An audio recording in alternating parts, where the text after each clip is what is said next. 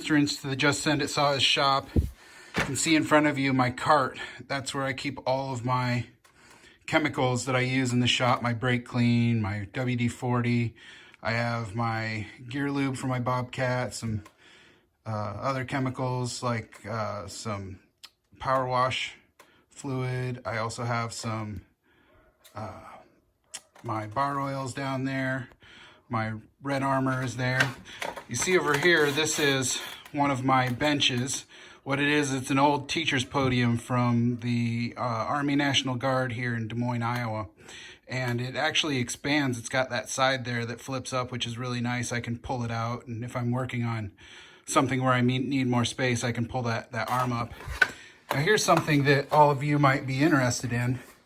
This is a tabletop from an old cubicle. You can find these all over the place at your state surplus offices. You can go online to places like GovDeals and actually buy these from surplus state auctions. And I think I got this in a bundle where I bought 3 photocopiers, about 60 cubicle partition walls, and about another 30 of these tabletops. And I bought all of that for about $50. So you can see another one on my bench over here. This one's a longer one. And this one is actually an old table out of a mailroom sorting facility that one of the state offices had. And this is my bench where I actually do all of my building. You can see I've got a 660 torn apart right now, but I've got a couple organizers there where I keep various small parts. And I made this stand here for all of my tools. And I keep all of them handy in there. Sometime later I'll go over all of the tools that we use in the shop here. And you can see here I've actually got a grinder, a rotary tool that I'm going to be setting up with foot feed that I bought from Harbor Freight. And I know Harbor Freight doesn't have the greatest reputation on some tools, but I read the reviews on these and people are saying that they're better than Fordham's. So we'll see, but eventually I'll be doing some small porting with that. I'm going to just try my hand at it a little bit, and you know, it takes practice to get to a place where you can do it professionally. So maybe someday, we'll see. But over here, got my TV so that when I'm working out here, I can watch Netflix and everything else. And then I've got a long bench set up here, a workbench set up that you can see I've got my chain breaker and spinner here. And then behind that, I have my chart for making chain. I've got my ultrasonic cleaner set up back there. And then this bench continues over here into a L shape. And so I've actually got 3 workspaces set up in here that I can use, and I can bounce back and forth between them. This is a G111 that we've got in the shop right now that I need to put a new pull start on. I went to break it in the other day, and the pull start handle broke on it. So we'll put a new one on there. Sometimes the metal here, this flange inside of here, becomes sharp, and you get a sharp edge right here on this. I don't know if you can see that. You can get a sharp edge on the side here, and that sharp edge will actually cut the rope. So what I'll do is I'll take the Dremel and I'll file that down a little bit so that it's not so sharp, and round it off a little bit.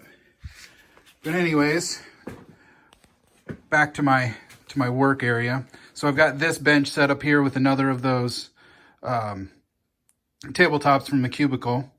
Then I've got my trusty vise. This is a 360 vise, so it turns on its side as well. And I use that to sharpen all of my chain. I don't have a grinder in the shop right now, and that's something that I want to upgrade to. I actually sell grinders. I just haven't taken the time to purchase one yet and put it in the shop, but eventually we'll get one in here, and we'll have to figure out exactly where it goes. we don't have a tremendous amount of room. You can see all my boxes that I've got stacked up that I haven't broken down, my power washer. We've got some saw storage over here. And then in the back where you can see our cat Spotlight eating, that's an entire rack there of chainsaws as well. And then over here we've got all of our storage for our saws that need to be broken in, and also our chain, extra pieces and parts for our builds that are coming up.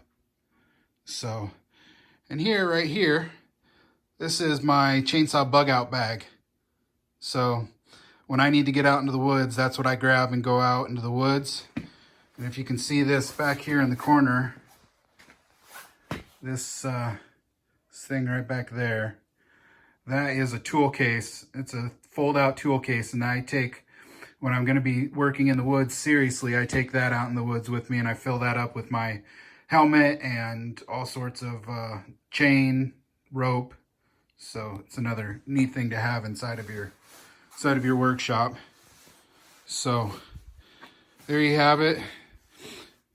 That's the Just Send It Saws little workshop area. It's nothing to write home about, but we get the job done here. So I will probably make some more video here.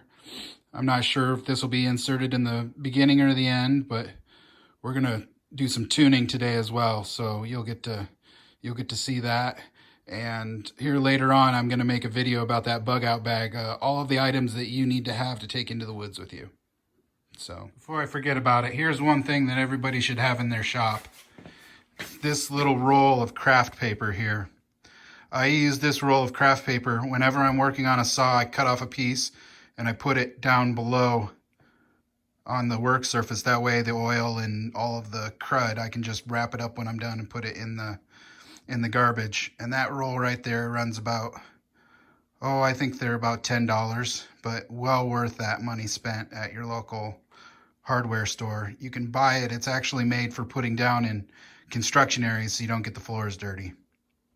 So there you have it. All right, what we have here today is we have a G660, and I have a 28-inch Samura lightweight bar. And you may see some blue coming out the end of the bar there. That's some grease that I just put in to these little holes here on the end of the bar. And what we're going to do today on this segment is I'm going to put this bar onto the saw. So what I'm hoping that everyone knows this, but when you want to actually flip your bar, I try to flip it probably every 4 or 5 tanks. I try and flip it over. Usually when I'm going to go sharpen, I'll try and flip it just so I remember. But if I'm not sharpening in between, or if it's going in between different saws, I try and do it about every 4 to 5 tanks. Now what I like to do when I put the bar on is I like to go ahead and put this chain onto the bar the way I want it running.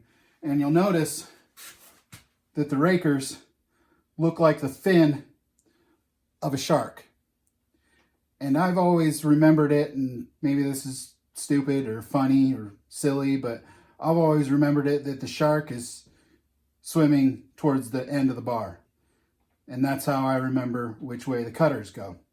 Now, I also know which way the cutters go because I know how a chainsaw bar works. But if you're explaining it to somebody that maybe doesn't know or is just learning, tell them that the shark swims towards the end of the bar. Worked for me. So anyways, what I like to do is I like to put it on with the chain already on the bar. I just like to slip it on that way. Now what I am going to do, I noticed that my tensioner is all the way at the end. So it's just easiest if you start by moving the tensioner all the way back, so that when you put that bar on, it's nice and loose and you don't have to try and hold it and spin it back at the same time. Now if you notice that your tensioner is not moving smoothly, pull this little screw right here out, pull this tensioner off, and put a little bit of grease right behind here. And then run your tensioner back and forth a little bit. That'll that'll solve your issue there. So got this almost all the way back, and here in the future I'm hoping to buy a overhead gimbal so that I can shoot over the top of this and maybe show you a couple different extra shots on how these things work. But for right now we're doing this on the cheap, and I don't want to have to go out to a shop and try and buy these things right now. So we're going to take that bar that we've already got the chain hooked up on. Remember that the shark goes down towards the end of the bar. We're just going to slip that on over, and it'll slip right over your sprocket. Now, make sure to move your chain back here so that it actually gets into the teeth of the sprocket. Otherwise, what could happen is it could sit on the outside of that sprocket.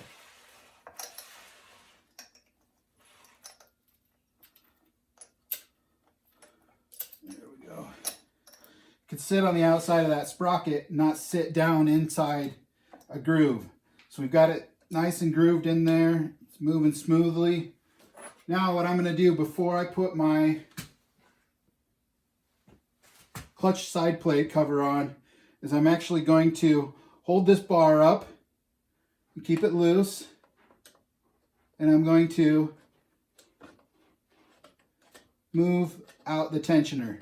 What this does, and a lot of people don't do this, but it takes all that weight off of that tensioner. Now if you just leave it down here, you've got all the weight on that tensioner, and you're making that tensioner move all that weight. So lift that bar up, take the weight off the tensioner. That's one of the reasons why these tensioners blow out, because everybody wants to be big and bad and put these huge bars on there. They don't hold the bar up when they take in the tension, take in the slack.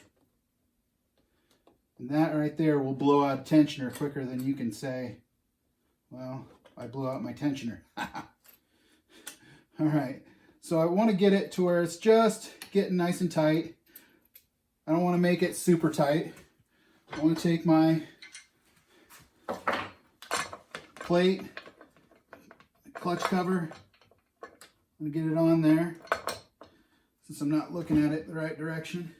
Now you want to make sure that this little peg down here for your chain roller goes into the hole. Otherwise you'll just fight it. So I've got that on. Now I want to screw these nuts on here. Now you'll notice, and I did this on purpose today, this is a first time saw. I haven't broken it in yet. All I've done is I've run it through 3 heat cycles. Now, the first time you put these clutch covers on, because they haven't made it up together yet, you're going to have a little bit of extra tension there, okay?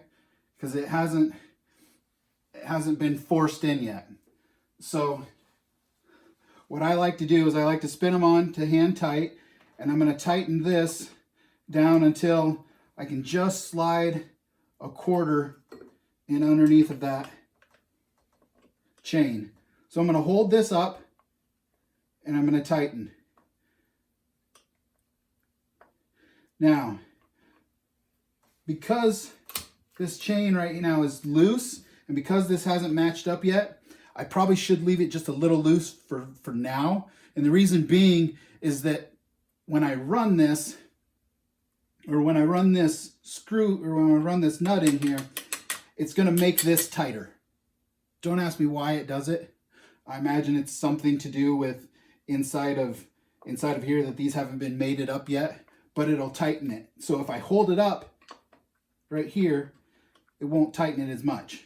So I'm going to get it just right about there. I'm going to hold this up, tighten down my nut.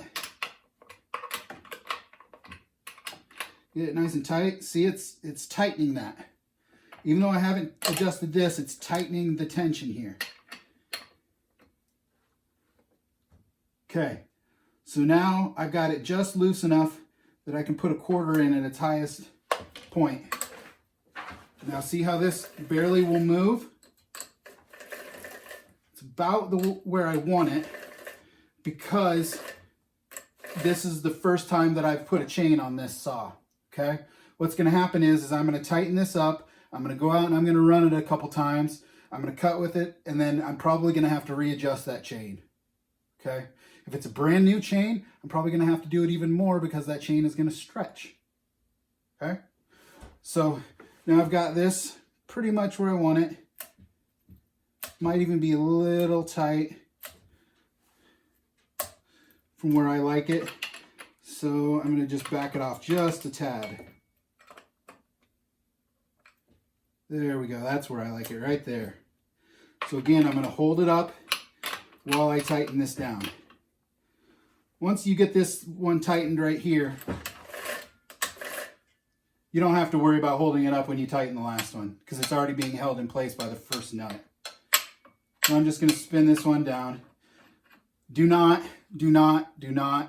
Hercules, Hulk, whatever you want to call it, over tighten these. Only thing you will do is hurt this clutch cover. You'll break it, and you don't need to do that. Just nice and snug. Tight's tight, too tight's broke. Don't ask me to qualify that or quantify it. It's just the way it works. Okay, so now we've got this tight. We've got this. She's pretty tight. What I'm going to do is I'm going to go outside. I'm going to fire this up. I'm going to run it a couple times, then I'm going to loosen it again before I go to cut. And I'm probably going to sharpen my chain before I go out there. I just noticed now it's sharp, but it could use a touch up before I go out. So we'll go from there.